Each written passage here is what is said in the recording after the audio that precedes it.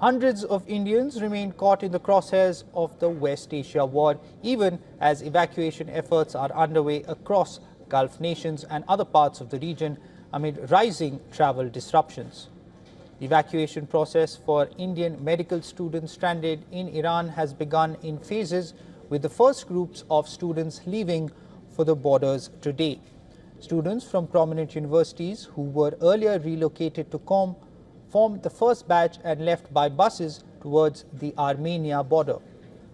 The Embassy of India in Iran is coordinating the evacuation and planning to move students through both Armenia and Azerbaijan routes.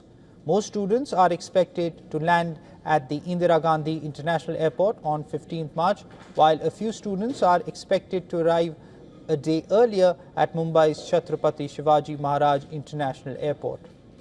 Over 500 Indians stranded in Qatar have reached New Delhi and other destinations following their recent evacuation. The Indian Embassy in Qatar said Qatar Airways is also scheduled to operate 2 flights to India on Thursday. The mission added that 3 round-the-clock helplines are available to the Indian community to address any queries. It further assured that special attention will be given to the prompt issuance of passports for Indian nationals. Meanwhile, the mission has cautioned those still in the Gulf not to approach any unknown objects, debris or fragments. Besides Qatar, Indians were also repatriated from Lebanon. According to the Indian Embassy in Beirut, the first batch of 177 Indian nationals returned to New Delhi on a charter flight on Wednesday. The group was seen off at Beirut Rafiq Hariri International Airport by India's ambassador to Lebanon, Noor Rehman Sheikh. India continues to ramp up flight operations to West Asia for more evacuation. Carriers like Air India and Air India Express will together be operating nearly 60 scheduled and non-scheduled flights to and from the region today. Both airlines will operate 1 non-scheduled round flight each tomorrow to Riyadh from Mumbai and Kozhikode, along with scheduled services to and from Jeddah and Muscat. Indigo will operate flights to 9 destinations across West Asia, along with select routes to Europe, subject to prevailing safety conditions and required regulatory approvals. Some of these airlines, which have increased fares on select routes, will implement the changes starting today.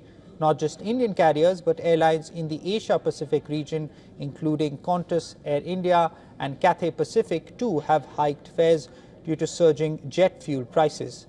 In the first week of March, over 52,000 Indian nationals returned from the Gulf region as the government continues to monitor the situation closely. In countries where commercial flights remain unavailable, Indian nationals have been advised to contact the respective embassy or consulate for guidance on the nearest available options. For more on this, our principal correspondent Disha Yadav has sent us this report.